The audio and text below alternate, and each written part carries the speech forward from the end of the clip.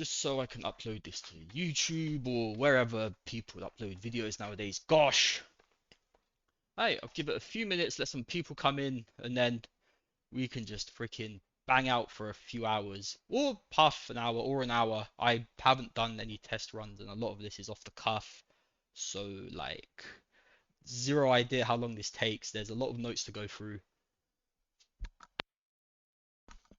but we will keep it rolling. Also, apologies if my headset quality is like not great. I basically just moved the team over to like a larger villa because a lot of the stuff we're doing in the apartment isn't really like allowed, and plus it was getting a bit unsafe with all the fucking toxic chemicals and stuff. And I have no idea where this microphone's cable is, so I'm just using my headset. Headset has a bit of charm, TBH. Ah, thank you, Behan. Thank you, Behan. So look at this. I'm trying a new approach with. Actually, let me make it a bit quieter. Pop punk, bro. With like, I decided it takes so long to go to the factory with like a design concept for a loom lock, and then have them come back to us and us be like, you haven't done it properly. Can you do it like this? And then them come back to us, and then it like, I'm like, it's just so much quicker if we prototype all of it ourselves. So we're kind of just less Loomlock stuff today because there's a metric shitload to cover on that side, and I'm sure everyone can just go to loomlock.com and see that it's not the time yet to be talking about that stuff. Instead, we're going to be focused on everything else that the rather large now. Jesus, I think we're all. I guess core team is 18, and like affiliate teams or like people specifically working on WASI stuff is another 20. It's almost 40 people now. God, busy, busy. But yes, God, I don't even know how to start this. There's so much to go over. I guess I'll give a bit of a disclaimer to begin, where a lot of the stuff I'm going to be discussing on this stream has been built. A lot of it has been built but not implemented. Some of it are very, very stupid ideas that I've had that I'm currently terrorizing our devs to figure out a way of making it work. So it'll get relatively technical, but I'll try to keep it like easy to digest. But yeah, so like most of it is built and works. Some of it, probably the end of this month, there'll be another big push of stuff that's being built. I guess this is more for like the devs listening in, because I'm sure when I'm finished, this will be shared around ETH Dev Twitter a bunch, because there's quite a bit of tidbits in here. And then they can spam me like, "Hey Loom, this makes no sense," or "Can you show me the implementation?" And then I can gracefully send them to my co-founder, who is infinitely more technical and smart than myself. But okay. Let's see. I guess first we will start on BlessNet. Oh wow, this is huge. Let me get these, make these a bit smaller. Also, this is the vibe of today, basically. It's the blueberry with glasses pointing at a whiteboard, and he has. Actually, that's kind of messed up. He like has blueberries, and he's a blueberry. Okay, let's ignore that. There is children. They're the students he's educating. There we go. But yes, BlessNet. So, all right. Basically, I've always made this argument that NFTs are by far the most on-chain asset available. And it's generally like, I don't know, I feel like nowadays NFTs are kind of seen with this like sneer of like, oh, they're just like kids, this, that, it's just the Web3 hype wagme guys, which I mean, I'm not the biggest fan of that kind of Web3 crowd, but I have been approaching NFTs in a much different way, and in a way I believe they should be approached, which is like, look, guys, this is literally the most on-chain an asset can get. And hopefully over the coming hours, I can like show you guys an insight into why exactly I think that. But alright, so God, I lost my train of thought there. That's a bit awkward. Okay, awesome. So let me just dive right in with how people make transactions right now, which is like, all right, so God, I'm gonna have to warm up into this. So right now, if you want to make a transaction on ETH, for example, You send your initial submission transaction on ETH. So like, oh, actually, let me type. Jeez, ETH, right? So let's say you wanna, hmm, let's say for the sake of argument, and like this is what Blessnet is initially very, very focused on. This is stuff like NFT claiming, DAO voting, airdrop claiming, stuff like that, where the place you want to make that transaction is on ETH, and the place you want to have that transaction go, or the place you want that transaction to settle, is also on ETH. So this is where you make your transaction, and this is where you settle your transaction, right? Now, this is very, very good and proper. It's how crypto has existed for a very, very long time. But the issue is that a lot of transactions nowadays aren't value transfer, right? There's a lot of stuff going on, and I mean, I hope more and more stuff in the future going on that doesn't involve you actually moving assets. It involves either you owning an address that has assets that needs to signal something or say something. It involves you, doing something on a dApp that, again, fundamentally doesn't involve the transfer of value. The issue arises, and this is one of the key points I'll harp on about as into like why NFTs are the most on-chain thing imaginable, is the place where you're sending the transaction is also the place where all of your money is. And the issue of that is that blockchains are relative. I mean, I don't want to say relatively unsafe. A blockchain is a blockchain, right? It's not safe, unsafe, or whatever. It's just the ecosystem around blockchains is pretty unsafe, where you sign one malicious transaction and you've effectively lost everything. And I'd say as an NFT founder, I'm probably more on chain than most because whenever a WASI gets drained, I one know about it and two, they speak to me about it. And so I've over the years had like thankfully not hundreds, but a decent double digit amount of conversations with holders who are like, yeah, bro, like, sorry, I got drained. And it's honestly relative, like, it's fucking heartbreaking. It's like this guy was trying to do fun stuff on chain, and instead of having fun stuff, he clicks a button and, like, oh, nice, all my money's gone. And this, for the longest time, like this was the big meme back then, right? Which is like, these bored apes are so dumb, they're always getting drained, they're so silly. And then Miladies became popular, and then all the Miladies started getting drained. And like everyone always it's a user error thing that these people are getting drained. Whereas in reality, like I know very, very proficient Solidity devs who are like, yeah, some of these transactions you genuinely don't know what's going on. And that's the case with most transactions that involve signatures. And instead of people being like, this is a legitimate problem to the space, you have to navigate incredibly carefully because, well, you have a lot of money and everything is trying to steal that money. It's like, these users that were just doing these things are stupid and that's why they got drained. Which, honestly, is something I moaned about for a very, very long time and then realized that no one's really going to address it or like do anything to fix it in a sense just because there's no big, big narrative of like, look, guys,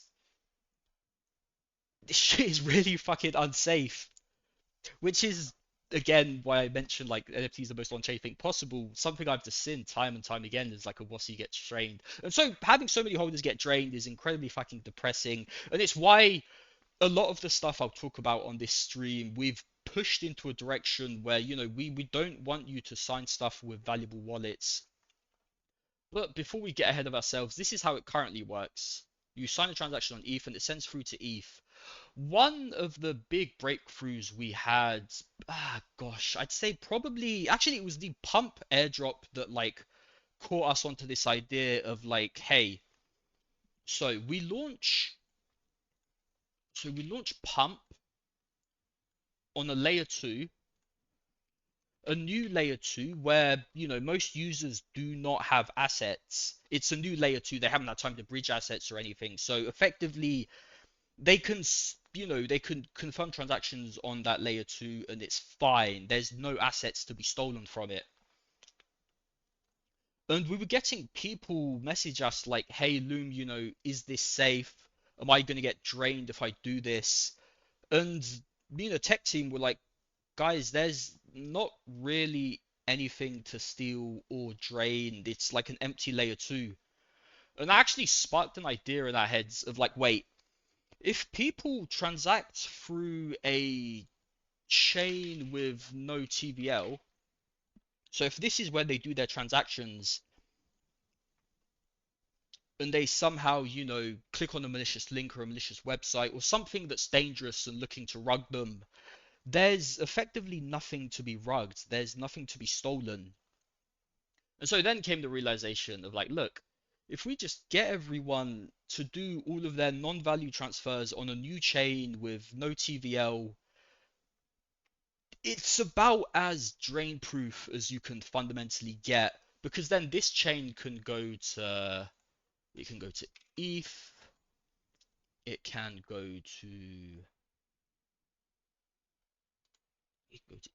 it could go to Base, it can go to Arbitrum. Basically, it can go to any chain that's like EVM compatible. And I mean, I could sit here for 17 years listing every single layer 2. I'm sure I'll miss some, but yeah.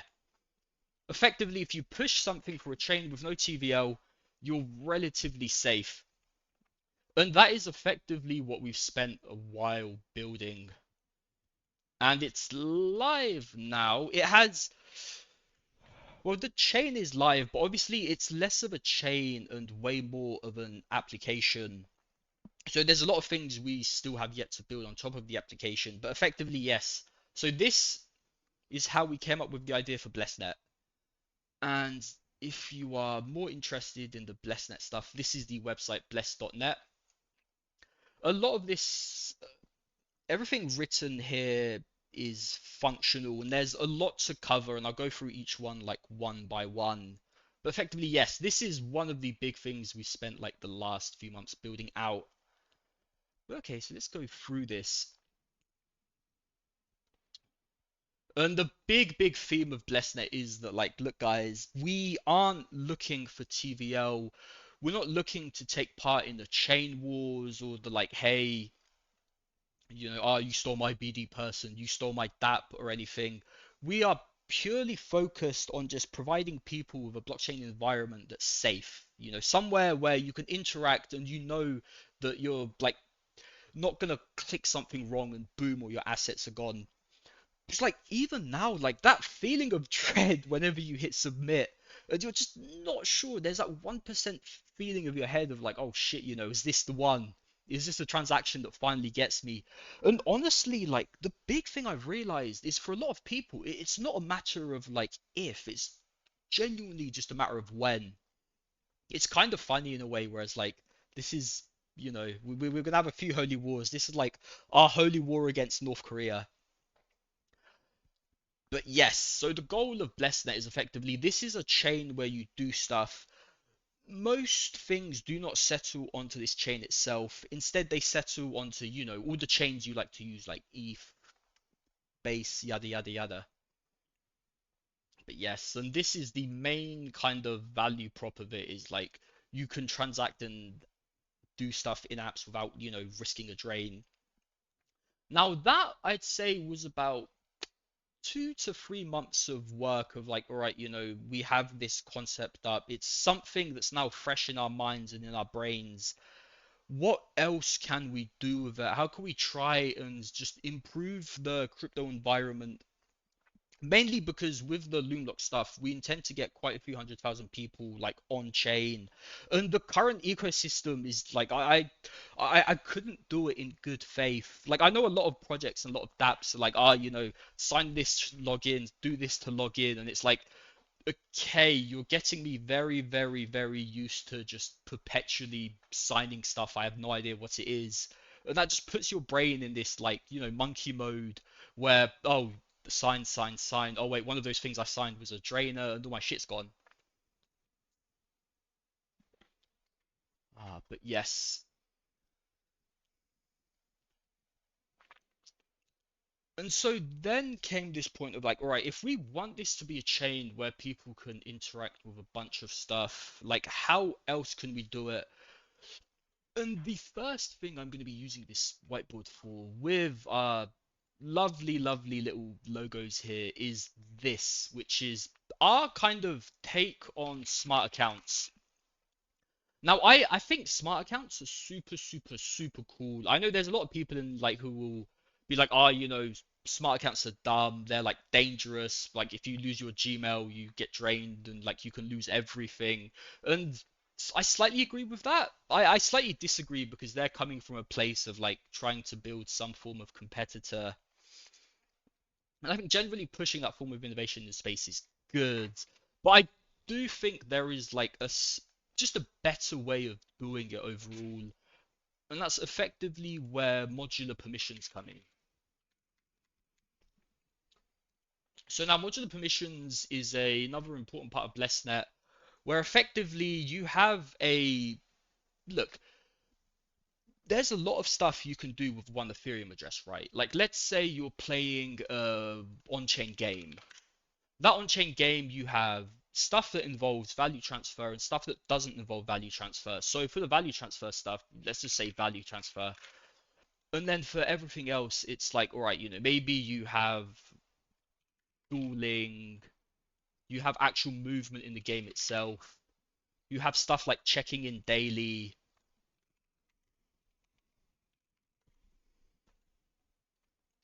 And the way this is done right now is all of this is controlled by one private key. So the same private key you're using to transfer value is the same private key you're using to move. Now, I'm sure you'll be moving far more in that dApp than you will be transferring value, yet you're assigning that exact same level of risk as to each movement. And so we had the concept of like, look, what if, let me make that, can I make it bigger? How do I make it bigger? The hell? Uh, bu- bu- bu- Okay, I have no idea how to make it bigger. My apologies, but imagine that was bigger. Of like, look, what if, right? You had game, you had your daily check-ins, you had dueling, movement, and value transfer. And instead of having all of these be the exact same private key, the exact same address, instead you had this. Let's use a pink one. Oh well, let me extra large. There we go. It works like this.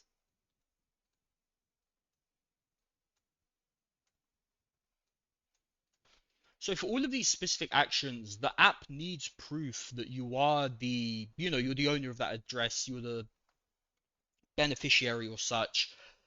But there's not really any reason why it needs to be the same address. Like delegation has existed for a while now, where you can say, hey, I'm address one, but for this, for NFT claiming, let me use address two.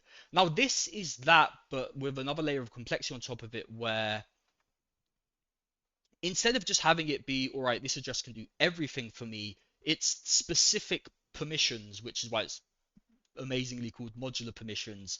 So you could have an address for dueling, you can have an address for value transfer, you can have an address for movement, and you can have an address for daily check-ins. Now, the really, really cool part of this, and the reason we have game controllers here, is because fundamentally right now the account, like the private key here, is the games console and the game controller. I'll be using the analogy of like game systems because everyone kind of understands how they work. The controller sends signals to the PC and the PC plays the game. Now in this new system, it's very, very similar to that, where you have your BlessNet hub and you have your dueling controller. Now, the cool part is this dueling controller could be a smart wallet that's, like a Gmail account, right? Because you don't need a very high level of security for it, and you don't want to fish out your treasure every time you want to, duel a guy in the game. For the value transfer part, you can have this be a hardware wallet.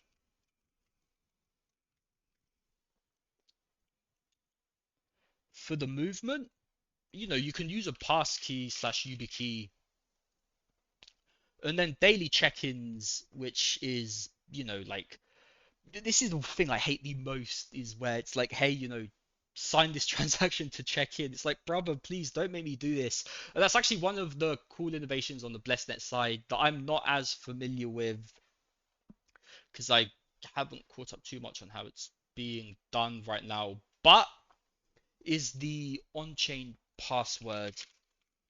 Again, for everything I mention here, you'll be able to read it in way more detail on the white paper for BlessedNet, which is you just click the dots and it's right there.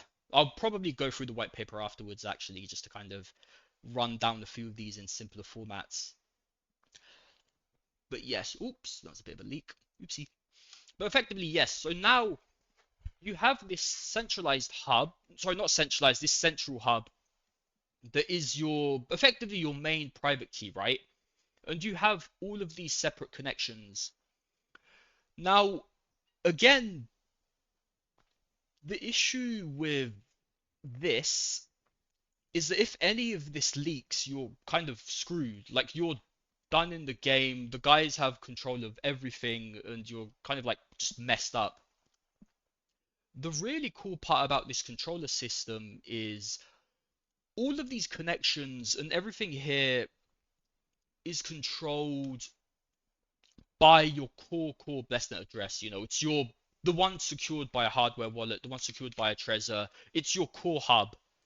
And if any of these accounts or systems get hacked, if your Gmail account leaks or your passkey somehow gets jacked, like I don't know, some guy robs you, all you have to do is just go log into your hardware wallet, your main hub, and just remove the connection and set it up in a new way.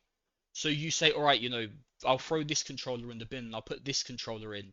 And now the person that has access to this controller, they have nothing, right? They can't control anything, they can't do anything because the tie has been severed.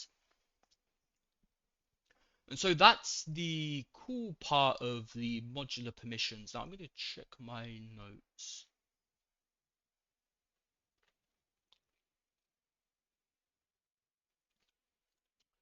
Let's see.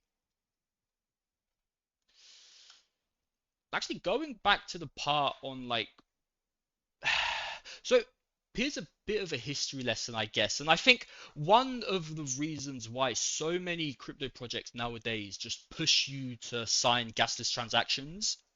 And that's basically because, all right, let's go back in time to 2021. Now, in 2021, block space is effectively, like Ethereum blocks. It's the size and the price of blocks. Block space was incredibly expensive. Gas was freaking 100 Gwei, 150 Gwei at times. It was very, very expensive for people to do stuff. And so this idea of gasless signatures was born, well, not really born, but it was used by a lot of people because they were like, hey, we can get people to do stuff on chain and they don't have to worry about, getting drained, getting rugged. And so gasless signature stock goes up huge, everyone implements them. And so gasless signing effectively became the norm, right? Like this was what you did because everyone else did it and you didn't want people to pay insane fees.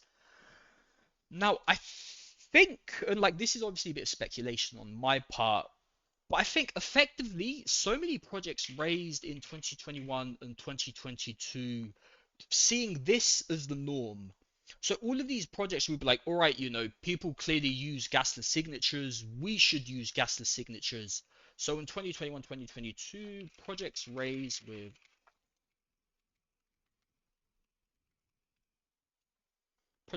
gasless signatures in mind for use, right? It's like, hey, this is what everyone's doing. This is what we should keep doing. The issue and like my key gripe with this is that like gasless signatures, I mean, I'd say are somewhat on crypto, but two, just incredibly, incredibly unsafe. And so now we're in 2024 where like the block space fee problem, the fact that block space was so expensive is like fixed. Like ETH gas fees are a lot cheaper, and you effectively have infinite block space across all the L2s to do transactions on. Yet everyone is still, I mean, not everyone, but like the majority of projects are still pushing you through gasless signatures. And one of the key things I hope we can really, really do with BlessNet, and like you know, de facto, it's going to require a few collabs with wallets and stuff to really, really make this solid. But the goal of BlessNet is there will never be a time where you have to sign a gasless signature. Like all of this stuff should be on chain because if it's on chain, you can figure out what happened, what you did when. And so gasless signatures are prevalent. This is bad, bad, bad, bad, bad, bad.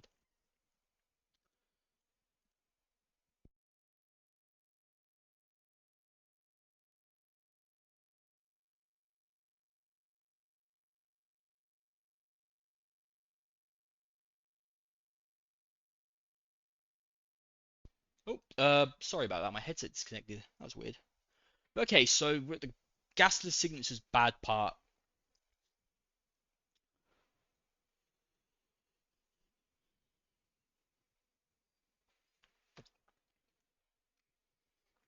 Right. And so hopefully, in the hope that like we can push this through with Blesslet, is that in 2025 people realize gasless bad and projects stop doing it, which would be ideal because I mean, I can't really say, but we looked at a chunk of the data, and most drains are because of, blind signs, especially permit to. But yes, so this is effectively our take on like, look, we think the way people are using ETH right now is risky and dangerous. This is a much safer, better way of doing transactions on ETH. And the big benefit, well, I mean, two big benefits. First off, is that like you can't really do this safe way of transacting on like non-EVM chains. It's a very, very fundamental like principle of the EVM thesis where you have a lot of chains for a lot of different stuff. And like this, we've looked into the way account systems work on Solana and Bitcoin, and it's like it just doesn't really work. So this concept of being able to transact on chain safely is only really, really possible through the EVM. But yes, let's see. Okay, so that's the controller stuff done.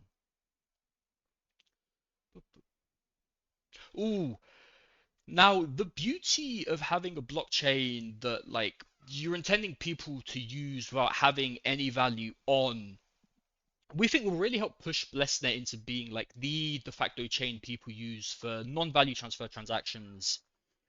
And what it lets us do is actually build out a few cool new token. I don't want to say token standards, but like concepts for tokens. And now we're going pretty far back in time for this one because it kind of covers colored coins, which like was a huge thing for Bitcoin back in 2014, 2015, but just never really any solid like implementations of it were made. And all of the like colored coin chains were pretty much that they were trying to like financialize incredibly heavily, which meant it was like a type of buy-in thing where like you had to join that colored coin chain and be part of like that community, kind of like how the EFL2s are working. Whereas instead, it's like, look, guys, we at BlessNet do not want your TVL. We want there to be as little value or money on the chain as possible because otherwise, like, the core value prop disappears. Like, it's less of a drain-proof chain if you actually have value on it. But because of that, it means we can do some really, really cool stuff. And actually, let me click on the Ethereum's page. But yeah, so one really cool thing BlessNet can do, and this is something we're going to be using pretty heavily for the WASI collection, is you have a... Oh, where are we at? Right, so you have asset on ETH. Now, this asset on ETH is like tied to your main address, right? It's tied to your EOA. It could be an NFT that's like immutable, the metadata's frozen, it's uploaded to Arweave, so it can't change. And that's there and it's fixed.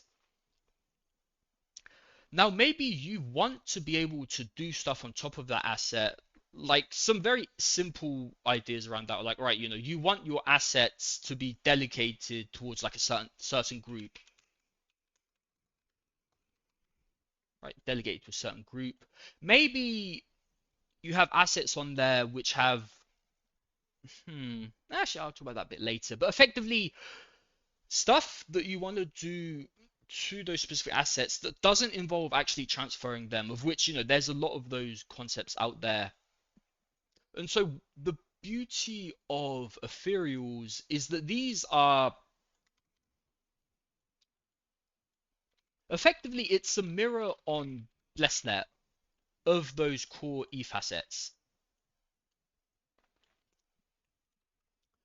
And so I will use the WOSIs as an example actually, and this hopefully will be implemented before end of year, but a lot of this stuff I'll give you guys promises on, but for this one, no promise, because it's, well, we had to, focus on the other stuff. But effectively, you have your base WOSI on ETH. Now, I'm sure some of you are familiar, and I'm sure more of you aren't familiar with the idea of the WOSI boutique, which is like, hey, we want people to be able to customize and dress up their WOSIs in, just a bunch of different ways, provide a bunch of different traits and assets for them to be able to customize with. But we can't really do that on ETH because the metadata is immutable. But what we can do is we can do that on BlessNet. We can have BlessNet then have that data available on, like a node or an RPC or a server.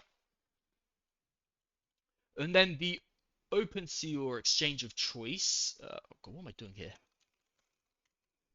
Effectively shows your ownership of the asset on ETH, but it shows the metadata and I guess just the metadata on BlessNet. And now that's a pretty simple example, but it's a simple example because it works very, very well.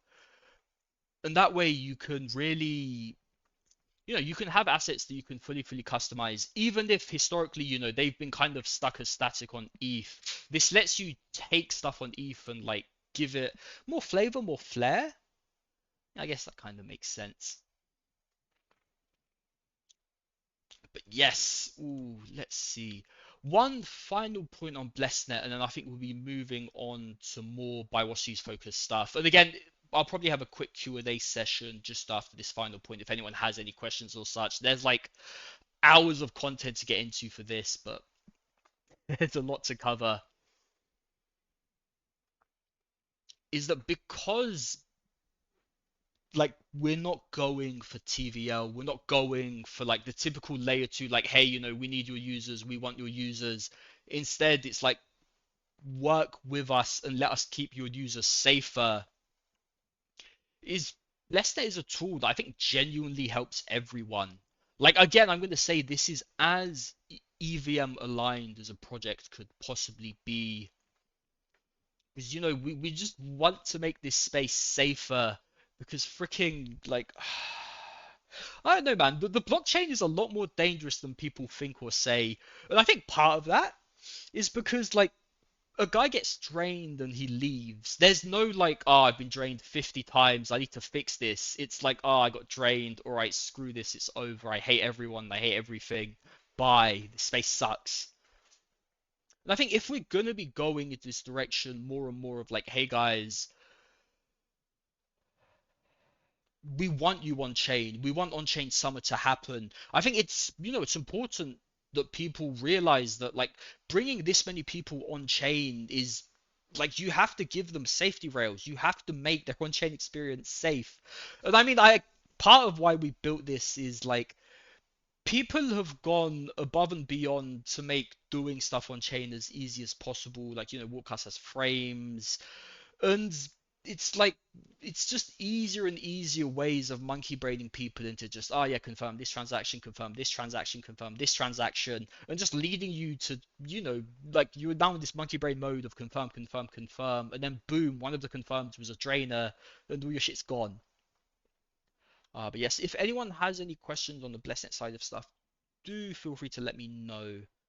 Otherwise, let's see, is there anything else here I want to cover?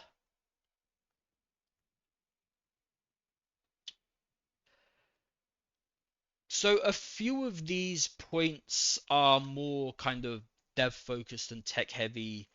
For example, the transaction pool is like, all right, if I want to mint an NFT, and obviously minting that NFT requires ETH, but I don't have any ETH on Blessnet, how can I do that? Well, that's where the transaction pool comes in, where it's effectively a smart contract on ETH that acts as a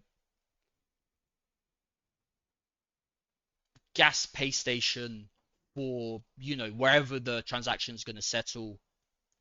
Now, obviously, we'd advise you don't have much ETH in that transaction pool, only enough to cover like a bit of gas. But that way, you can perform actions on Blessnet such as NFT minting. That settles on other chains and still have ETH to pay for those transactions. Gonna read it through. How do we let you know questions? The easiest way to contact me is through the What's Your Guild Telegram chat. But if not, just like tweet me on Twitter and I will go through. I read everything. Yeah. Okay, okay, okay. Awesome. And again, there's like a bunch more technical documentation here for anyone that's like interested in more of the like nitty-gritty of it all. And it's actually been really funny explaining this to people because the general reaction is like, ah, isn't this just like another L2? And then they actually read the white paper and they're like, oh fuck, this is actually like this makes a lot of sense. But it's fine fighting that battle because like one, we're not fighting for TVL or anything. So as long as we can keep people safer, it's not so important that people immediately understand.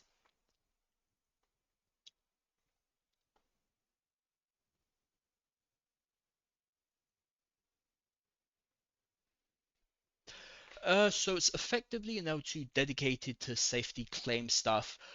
So I think that was the initial concept that we're like, hey, this way we can do stuff for people in a safe way. It's then pretty much evolved far more into like the end state we envision for Blessnet is like, hey, if you're launching a DApp on any chain and you want a actually, ooh, this is a cool one to mention.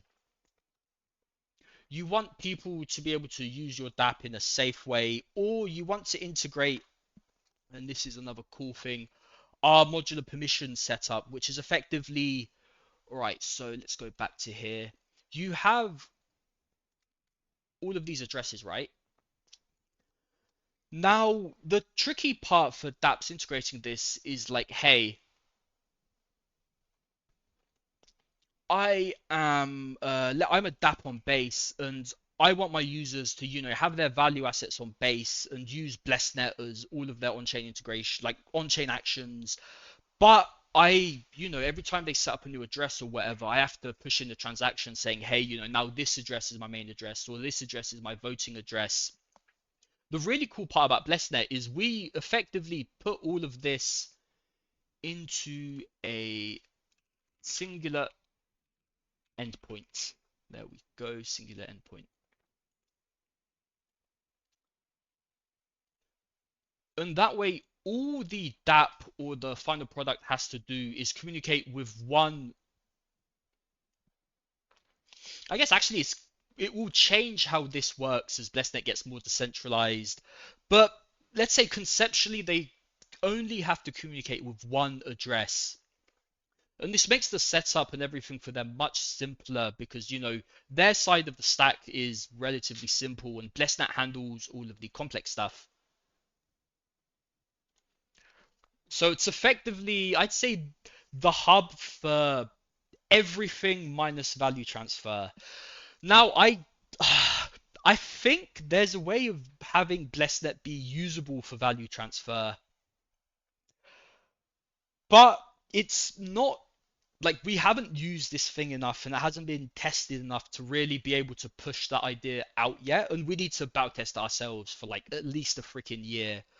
But I do think there's a way for you to be able to make specific trades on like a DEX of your choice, like Uniswap, where you say, hey, I want to trade ETH for USD or USD for ETH, and I want to be able to do that in a way where I can't get drained.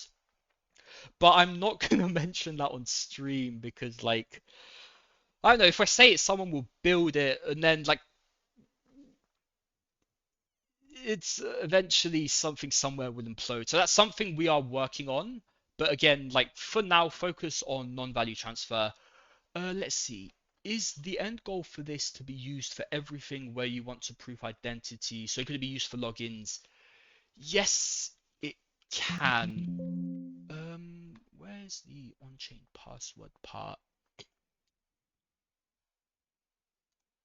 There we go. What you're talking about, sir, is attestations. And this is effectively like, hey, prove I am who I say I am. And the way that's always been done is you prove you are who you say you are by signing a transaction with that address. And, we think that's freaking ridiculous.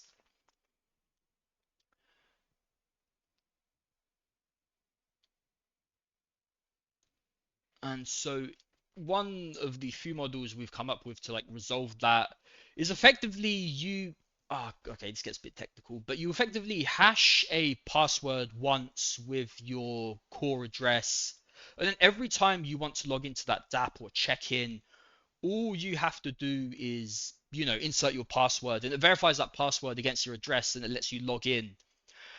And if that password ever leaks, you just go to your private key backed main address and delete that delegation and set a new password. Super freaking cool. But okay, okay. Awesome.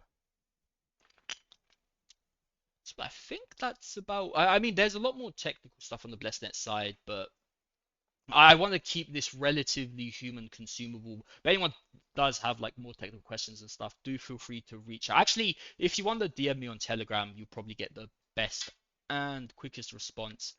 But yeah, this is effectively the like mental reasoning behind why we built BlessedNet and why I think it's super fucking cool. Let's see. Right, that's BlessedNet done. Now on to the by Wasi stuff.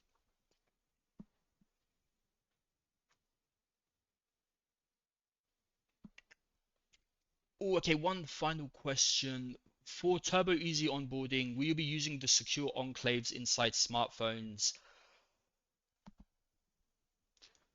That's definitely possible. We haven't really explored too heavily into that yet, and I think that may be one of the smart wallet implementations that we implement. Like, we think people are going to keep building smart wallet stuff, and instead of trying to, like reinvent the wheel there, we're just going to be a hub that integrates like everything.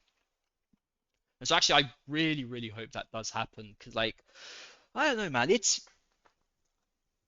so freaking cool to have people be able to transact on chain through these like easier methods. But just again, like, I don't think people have paid enough attention to how much of a like how important security in that sense is. But yes, the second big thing to talk about is let's see, Biosi's hub. So for a long time we've kind of had this like internal dilemma between like, all right, we want to help the WASIs better coordinate and have like a centralized command and control. I keep saying centralized, like a central command and control hub.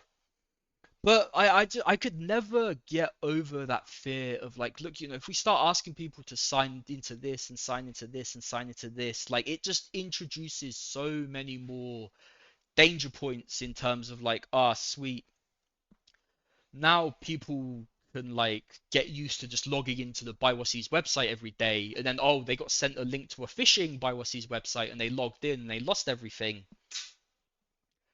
And so we've been exploring like a few different options in terms like, all right, where can we have a command and control hub? And bit of a side note, but I freaking despise Discord. I think Discord was really, really good when people only had a few servers, but nowadays everyone is in like 500 different Discord servers. The second anyone gets a notification, they immediately mute the whole thing because so many Discord servers are just perpetually fucking spamming you with pings, and like they're just again monkey brained into doing that. And so we decided that like, look, Discord really isn't the place for this. So instead we're like, all right, let's find somewhere where it works. And as you can see from our UI, that's Telegram. So this is the Biwasi's hub. This is effectively where the Holy War will be taking place. We want to provide a solid hub where everyone can see what's going on in the community, everyone can see the updates, everyone can see what everyone else in the community has been doing. You can better interact and find wassies. It's just a place where we can go like, all right, if you want to see everything that's going on and you want to take part in that stuff, this is it.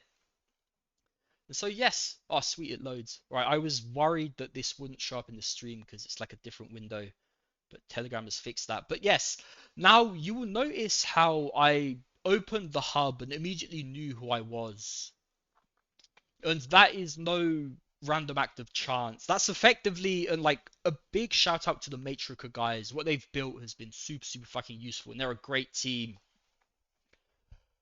But look, you're signed into Telegram, right? So the app knows you are the Telegram user you say you are. And for us, that's like sweet. Well, we have proof there who they say they are. So we have proof that they are that Wasi, which I think is super freaking cool. And it makes for like a much better user experience. Because if you want to do anything in the hub, all you have to do is just open Telegram and click the button. And like, boom, you're there. You didn't have to sign any wallets. You didn't have to do anything.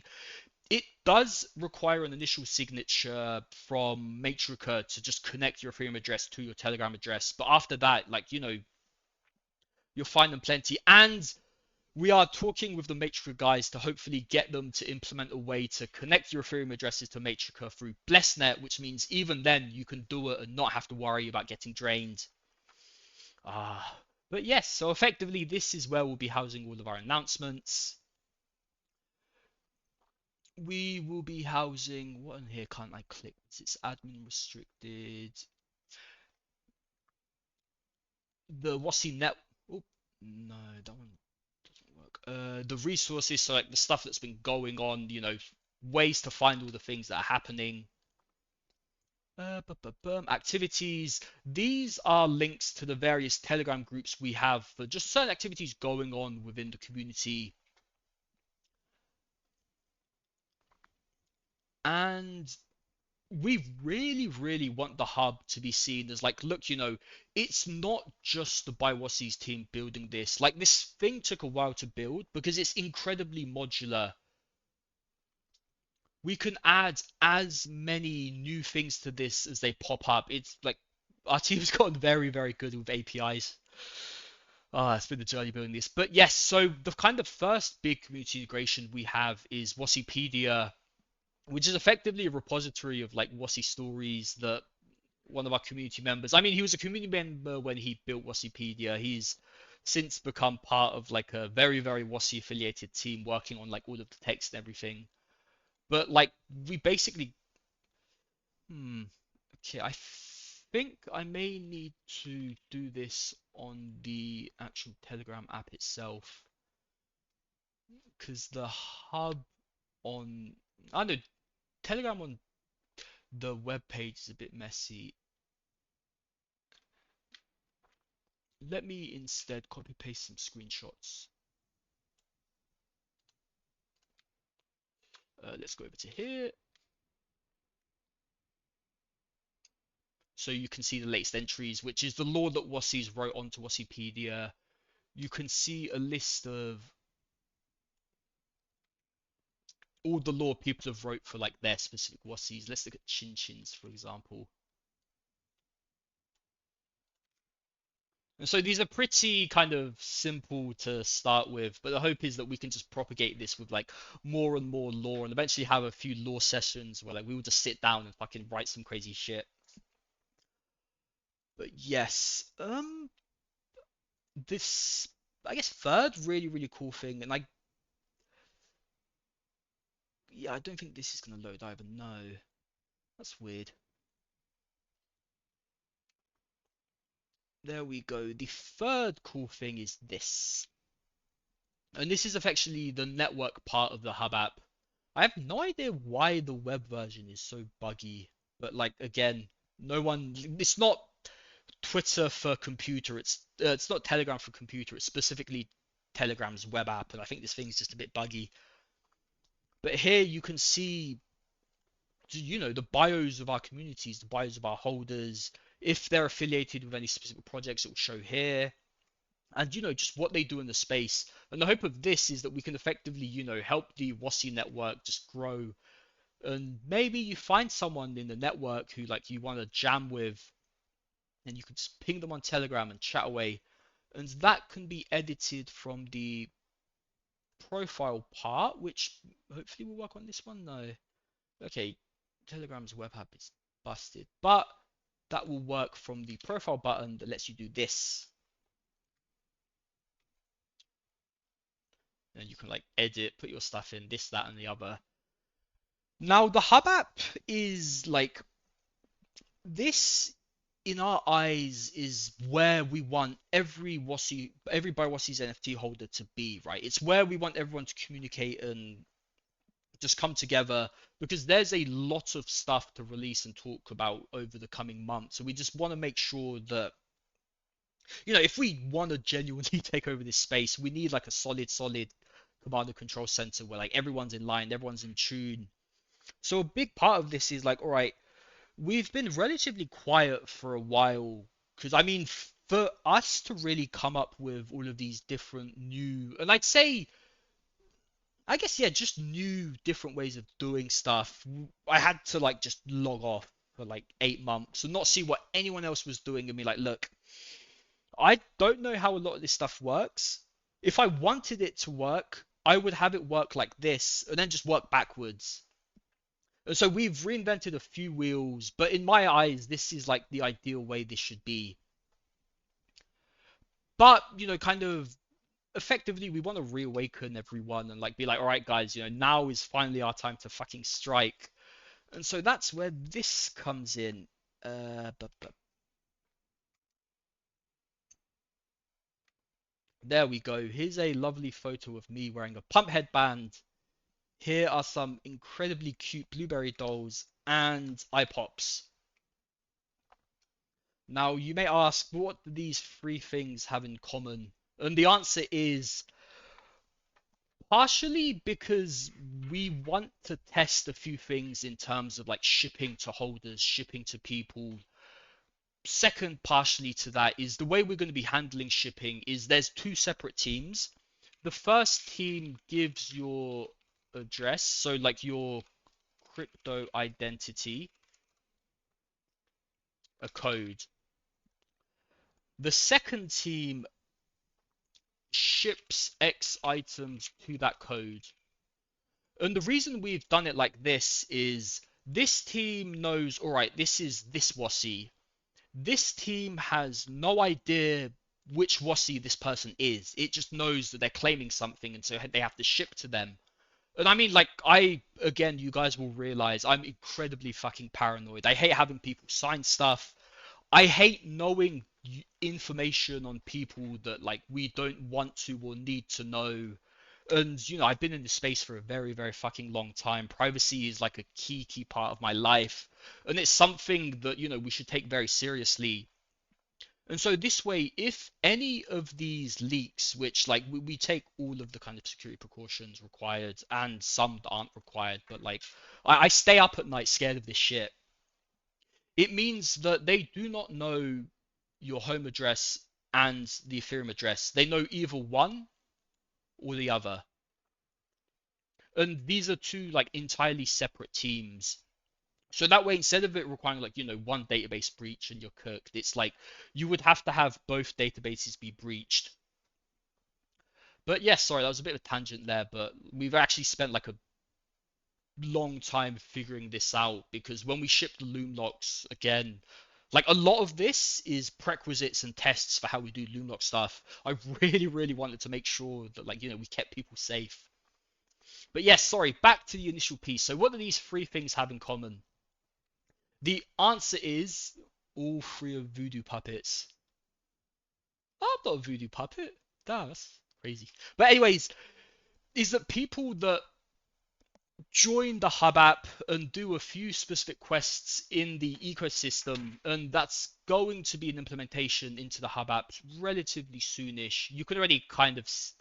All right, let me go to achievements from here. Where are we at? Achievements.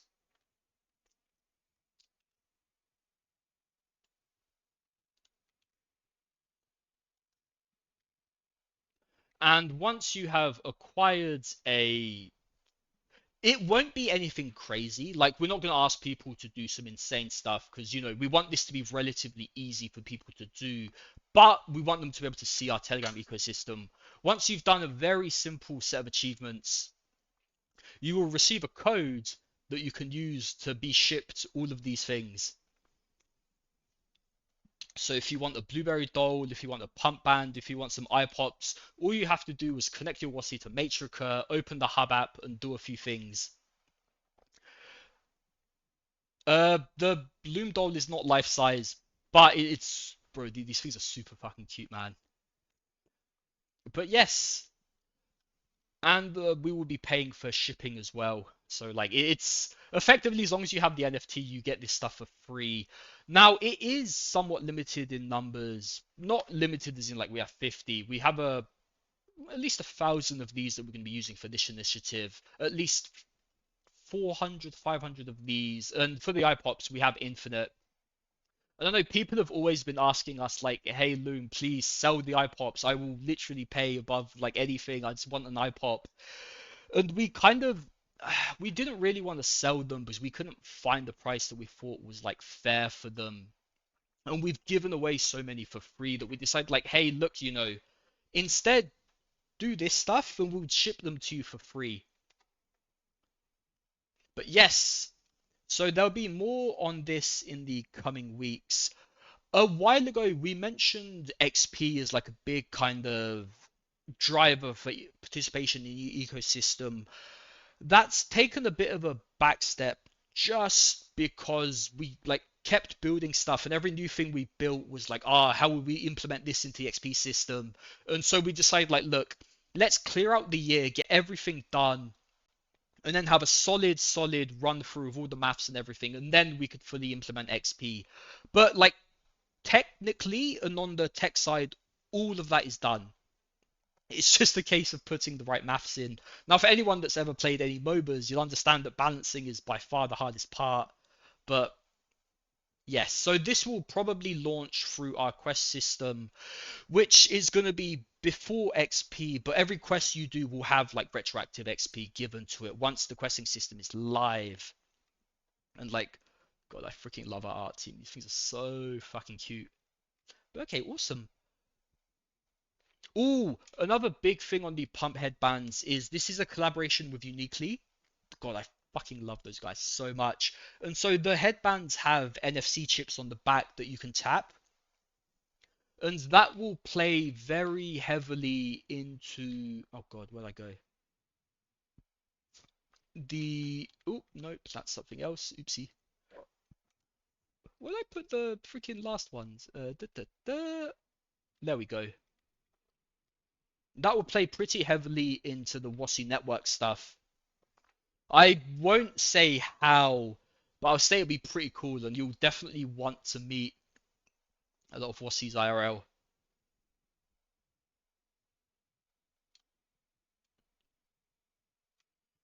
Okay, awesome. Let's see. Uniquely is awesome. Yes, I've mentioned that. I genuinely, it's like, but I know there's a lot of kind of NFC tech companies in the space, but we're like giga on-chain crypto degens, and they are as well. So it's like made them a joy to work with. But okay, so that's the incentives part done to basically just be like, look, Wassies, you want to join the Hub app. It's going to be super fucking cool and it will help us with our overall crypto takeover. And here's some free shit to like push you into that direction. And then now I will show everyone a... Okay, so it's not a trailer, it's more of like a parody, but we've made a bunch of these now and they're all super fucking funny, and there's like an official release plan for all of them. Like a lot of the stuff I've talked about will be released through official channels properly, but I just wanted to be able to like come back and be like, hey guys, we've been fucking jamming, here's like a teaser of some of the stuff we're doing, just as like a little comeback, because I'll be very loud the coming weeks and months, and I thought I'd come back with a boom. But yes, here we go.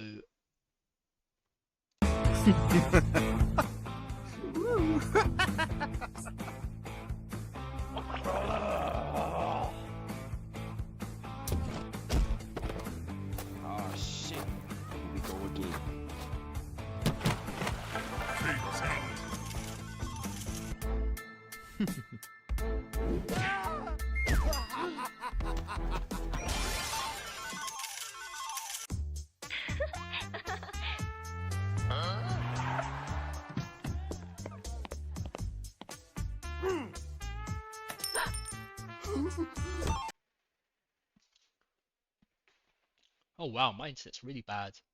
Oh no, don't do this to me, Google.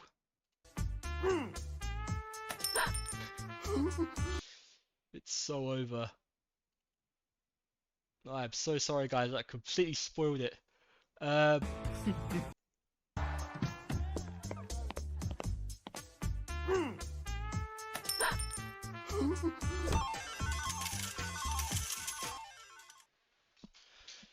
Sweet. So obviously that's pretty advertised for.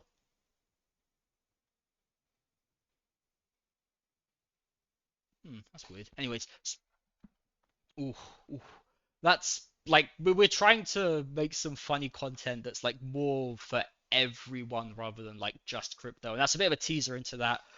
But yes, and the thing that exists for is so there's been a giant surge recently in Telegram tap games. And as I'm sure some of our older members know, one thing we've always wanted to do is have like effectively a Wasui clicker game. Like it's something that's been in our roadmap for a while now, but we've just never been able to really find the right platform to do it. Because we had a lot, like I didn't want to just build an incremental game, but instead we wanted to build something that like effectively onboards you to crypto in a way is something fun that you can, enjoy playing. But, and this is one big gripe I've developed over the years as someone who's, I've seen the rise of incremental games from Cookie Clicker to the like billions of dollars in research to make sure that you spend as much fucking money in this thing as possible. Like they'll sell you something and then be like, oh, because you bought that, you get a discount on this. And you're effectively forced to just pay till you have no money left. Like this freaking one game I was playing earlier was like, hey, do you want our battle pass? It's $8 a week. Like, this shit's ridiculous. Like we wanted to build an incremental game that people could play and enjoy and not worry about it. One, just being abandoned after like a few months, or two, perpetually dipping into their wallets. And that is Wossywumps. It should have audio. There we go. Okay, this is loud. Let me make it quieter. There we go. This is Wossywumps. Now, again, Telegram, the like web app is busted, so it doesn't actually work. But this works on every other platform and every other system, like on the desktop, on the phone. It's purely a Telegram web thing, which is actually pretty infuriating.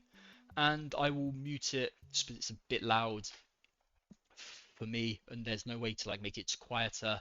There is in the app itself that isn't the Telegram web app. God, this thing is so annoying. But anyways, so this is the Wasi Womp app. And this is effectively like, look, we want to build a new fun game and something for people to enjoy, and we want it to be done in like a fun way.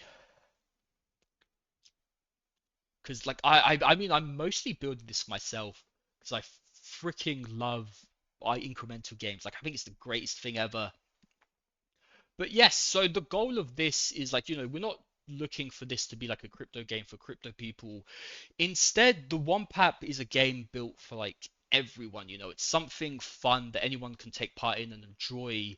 Now, right now it looks like, all right, it's just a game where you just tap and you get points. But that will change hopefully in the coming few weeks. Otherwise, actually, no, I think we're scheduled for a big update in a few weeks. But effectively, we're pivoting. I'm not pivoting it. That was always the plan, but just we wanted to build this alongside you guys. So everyone that's been beta testing it, you can get beta testing by being in the Wasi Guild on Telegram. Everyone that's been beta testing has been tapping like maniacs. But we'll be transitioning from like you just clicking to effectively having Wampers womp the Wasi for you, which is kind of how most like incremental games kind of progress, and it's effectively a bit like how hamster combat works. But yes, now the reason we decided to go with Telegram for this is again, there's so much cool stuff you can do once you've authenticated an individual as a Telegram user. And because we're doing everything else through the Telegram ecosystem, it becomes incredibly easy for us to build something that's much more social and community engaged than like what's currently existed. Like if this was just an app on the App Store, it's like, hey, welcome to the Wossy Wumps app. Now please connect your Ethereum address. You can do this by fucking plugging your Trezor into your phone. Like it's ridiculous. But yes, so this is a fun incremental game for everyone. But we decided like, hey, we have a really, really cool opportunity here to do something that would effectively, I'd say, help onboard people into the crypto ecosystem. And so there'll be a plethora of ways to acquire Wampers. I will show a few of them here, and we'll get back to this in a bit. This is like a few of the Wamper designs we have. Big shout out to Atasha. God, I fucking love them. Ah. But yes, so this is a few Wamper designs we have. And so these will be the things that like beat the Wasi for you. Now, one really cool way of getting a smarter and stronger Wampa is through a Jukawasi. Now, this is I'd say a pretty big initiative we've been working on for the past few months to, I'd say, just help educate new people coming into the space. Because a lot of the users that use these Telegram clicker apps, like relatively new to crypto, not too sure what's going on or such. And there's a 70% chance this isn't going to work because of the web app. But if not, I recorded the video. Let's see, Ajukawasi, boom. And now this is, let's say it's like a course on crypto education. It starts off incredibly simple. Oh wow, it works. The scaling's a bit off, but hey, it works. And effectively, the goal here is like, look, we will take you through and educate you about crypto, help you learn about the ecosystem and the space in like a nice way. I mean, God, the art team fucking crushed it here.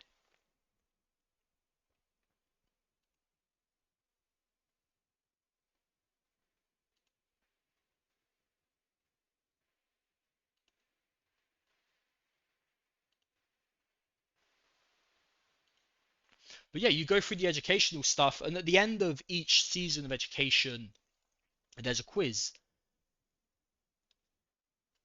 And if you answer all of the quiz questions correctly, your specific Ejukawasi Wampa levels up and it becomes stronger.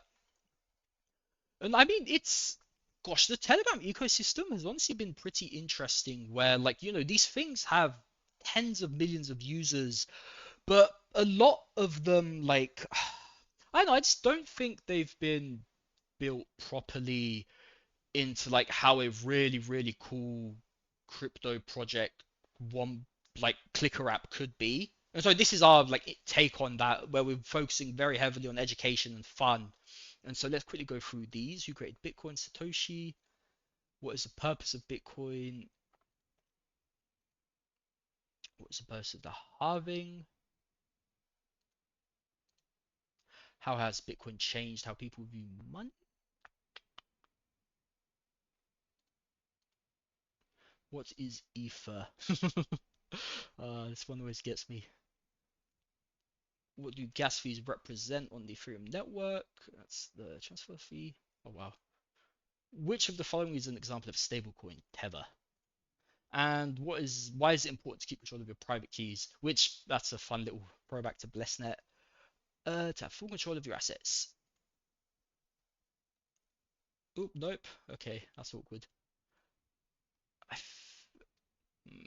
Right, we shall forever know that Loom is failed as a season one Jukawasi quiz taker. But effectively, if you want a specific stronger Wampa, you have to go through the quizzes here.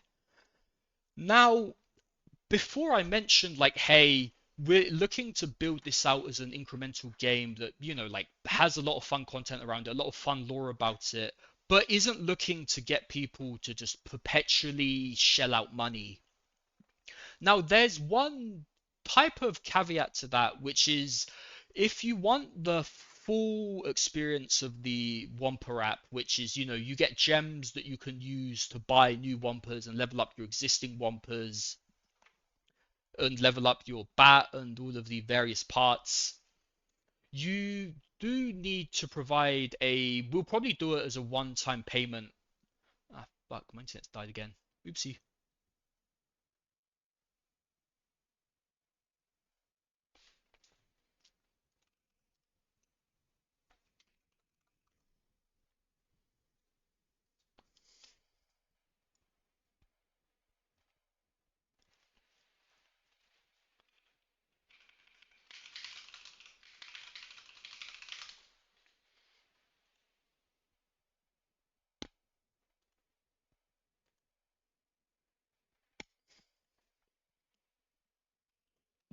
Oh, am I back?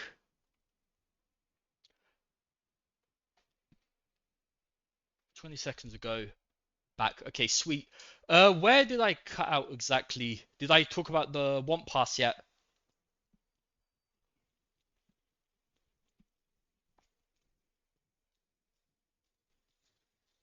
Okay, I'll restart the want pass piece. So we mentioned that, like, we're not looking to be like all the other kind of mostly Asia-driven incremental games where it's like, hey, buy this, buy this, buy this, buy this.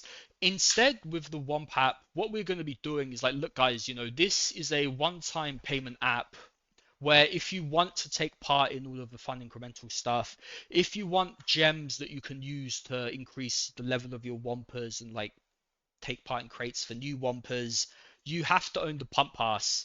Actually, sorry, not the Pump Pass, the Womp Pass. And that is a one-time payment. I'm probably thinking about 20 bucks. The maths here isn't 100% yet, so it may change. But the goal is that effectively people that really enjoy incremental games will be able to be like, all right, look, this game is going to be fun. It's going to exist for a while, and they're not going to keep upping stuff or like introducing new ways to like me use my cards. And so we decided we would do it like that with the idea of, hey, we think it's a fair price for the masses to pay for like a fun incremental app that helps them lightly join a community and just learn about crypto. Now, I said the price is $20, but a big chunk of that $20 is actually going to be delivered back to them in the form of locked pump tokens. And so what we mean by that is, let's say you buy the one pass for 20 bucks. Actually, let's say you buy it for 25 because of the various in-app purchase fees if you decide to buy it through Apple or Android. You're right. So ultimately, you spend 25 bucks on the thing, you get at least $15 of that back in forms of locked pump. But the caveat there is that the pump is locked for a year. And so the reason we've done it like this, and I think this is super fucking cool, is that effectively, the app is all about helping people newly onboard to crypto. There's a lot of crypto educational stuff, and there'll be a lot more. God, it's so fucking cool. And a big part of onboarding is kind of, it's having skin in the game. It's having like some little bit of exposure to the ecosystem. And so by giving them back pump that's locked for a year, they're effectively, like they have baby's first shitcoin. And so the reason I mean, that was the reason we're doing it like this. But I think it's super cool because it could help us build like a solid community of pump holders who are, I'd say, new to the space, new to crypto, new to the space, eager to learn and very interested. And that's exciting for me because I'm like it's cool to have a lot more new people in. And we're going to be going ham in terms of one pack marketing and everything. So we think like it should onboard a let's say a bunch of new holders to the ecosystem, which I think is super fucking cool. Now there's one final addition to the Want Pass piece, which is obviously if you own a What's by What's NFT, you kind of get the Want Pass but on steroids, and then you can use it to get hella gems and get hella Wampas and like level them all up. Now, oh yes. Now, obviously, this is really cool and fun for us, but most of the time building this hasn't been so much working on building the game itself, but instead the engine and various APIs to connect this thing to as many different blockchains, different ecosystems as possible. Because we realized, like, hey, look, if we're looking to build a game that's for the masses and intended to help onboard and educate people about crypto, we shouldn't just do it ourselves, you know. We should collab with as many people as possible. We'll have, I, I, I'd say, you know, hundreds of thousands of users in like a few months that are interested and eager to learn about crypto stuff. And we have an incredible art team that can just, ah man, I fucking love the art team so much, man. They're so good. That can just push out incredibly cute fucking content. So why don't we try and collab with as many crypto projects as possible to get them their own specific wampa in the app, and then by completing on-chain quests for their, you know, their specific project or their specific ecosystem, that wampa itself gets stronger and stronger.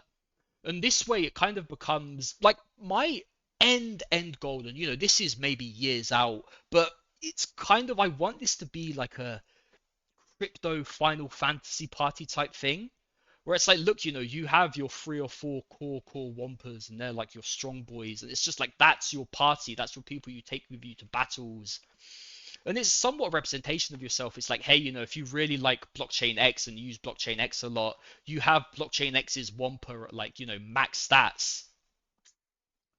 God, these are so freaking cute.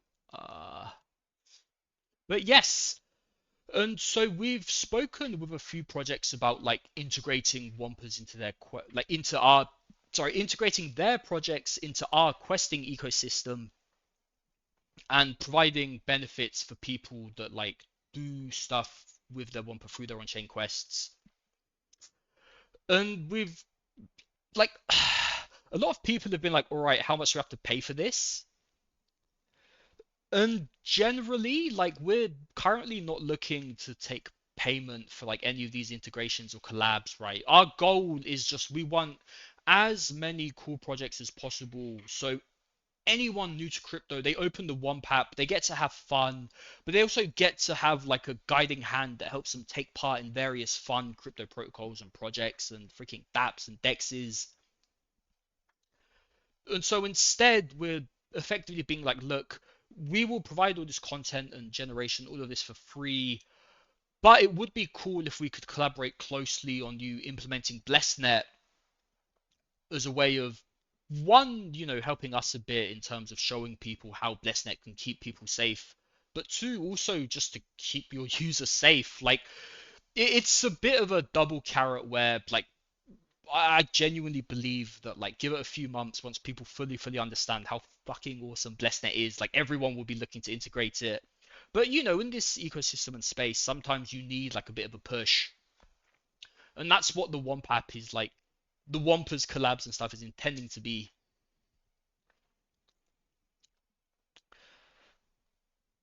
But yeah, gosh, that's a fair bit of content we've covered. Now, I haven't mentioned any Loomlock stuff, mostly because I mean, there's a proper content plan for the Loomlock stuff, and it would be remiss of me to front run that myself when the team's been working very hard on that. But effectively, all of this that we've built is kind of a testing grounds for Loomlock itself. It's like, look, we're testing out Telegram as a centralized hub to help coordinate 1,000, 2,000 people. And if it works well when Loomlock launches and we get, you know, hundreds of thousands of people on chain, we can scale it immensely and we know what works and we know what doesn't work. Oh, there's so much to talk about then. I'm so fucking excited. But yes, so effectively that's kind of the way we've been approaching stuff. And I mean, you'll see that with, you know, the way we're using the shipment of the various hub app incentives as like also a testing ground for the Loomlock stuff. Partially, we're trying to figure out like where the fuck do we put our warehouses. Oh, this is gonna be so much fun. But yes. Okay. I guess if there's any questions or such, do feel free to ask. I will probably like will upload this to YouTube and provide some like AI summaries because I know no one likes to listen to me rant for hours. But yes, let's see. Yeah, honestly, in terms of like end notes, I think I'd honestly I'd love to give a specific shout out to like just not only the Spy Wassies team, but two separate teams that we've helped incubate over the past few months to help us build all of this stuff and then help build this stuff for like everyone else. Like us and our affiliated teams is almost 40 people now. We've been very, very fucking busy. And for that specifically, it's like I have to give a huge shout out to Marco, who's running Engage Labs, and Omnus, who's co-founded Abraxas with me, which is effectively like a very, very high-end Solidity dev team where it's like, look, if you have a concept that you think is super cool and super sharp, but you're like not that technical, like we can build it. And BlessNet is the first of our endeavors in that end. BlessNet's a bit different in that, it was our idea and it's our baby and like we built it for the Wassies. But we are super down to talk with anyone looking to build cool crypto stuff. Of course, it would be preferred if they're big fans of the Wassies as well. But yes, so a big shout out to them, and then just a general by Wassies team. Like I'm merely the loud spokesperson that like says stuff, but like without them, none of this stuff would get built. Ooh, yeah, let's see. Is there anything else to cover? I mean, just generally, like people have seen me talk about Holy Wars and such for a while, and like this is kind of what I mean by that. It's like I very, very much love crypto. I've done this stuff for 10 years now, and there's nothing like I mean, one, there's nothing else I can do because like being full-time 10 years in crypto is not great for a resume. But two, like it's just very, very fucking fun, and a lot of the stuff being built is just super fucking cool. And I think over the past few months or so, people have become like very, very jaded and cynical and skeptical, which is fair, like stuff hasn't been great. But my hope is that like with all the Wassies coordinating and like going through all of these channels and just doing all of this super, super fucking fun on chain stuff, we can like help shift the narrative a bit. And that's also one of the like big, big proponents behind BlessNet as well, which is like, look, guys, this is something that we built for everyone to help make this place just safer. But sweet. I think I've covered everything. We went through BlessNet, safe transacting,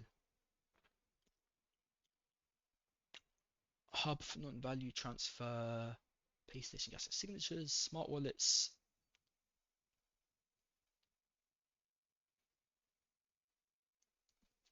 Awesome.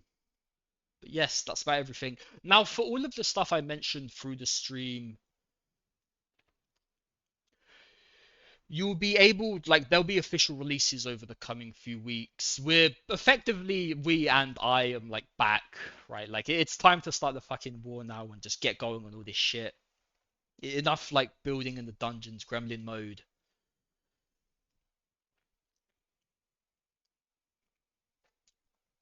But there'll be nice, less crazy blueberry on the stream cam posts for like all of this. So if anything was missed out, or you're like, hey, well, why is this thing just being launched into the ether?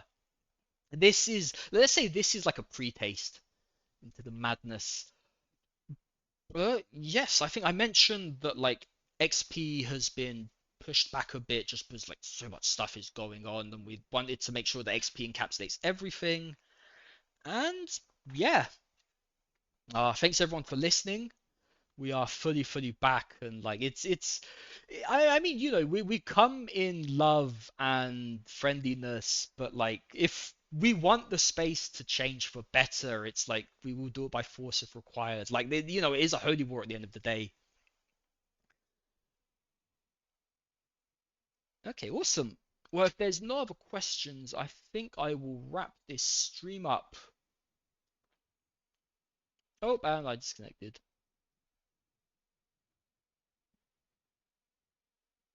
Oh, am I back? Oh, I think I disconnected when I said wrap this up, but I didn't end the stream. I just disconnected. Uh, will Blessnet be limited to EVM? I need to look into how accounts on near work, but if it's not EVM compatible, it won't be BlessNet compatible. Like we focus specifically on the EVM because the EVM is the only thing that really makes all of this possible. Okay, sweet. I wish everyone an incredible Sunday. God, it's good to be back. Ciao, ciao.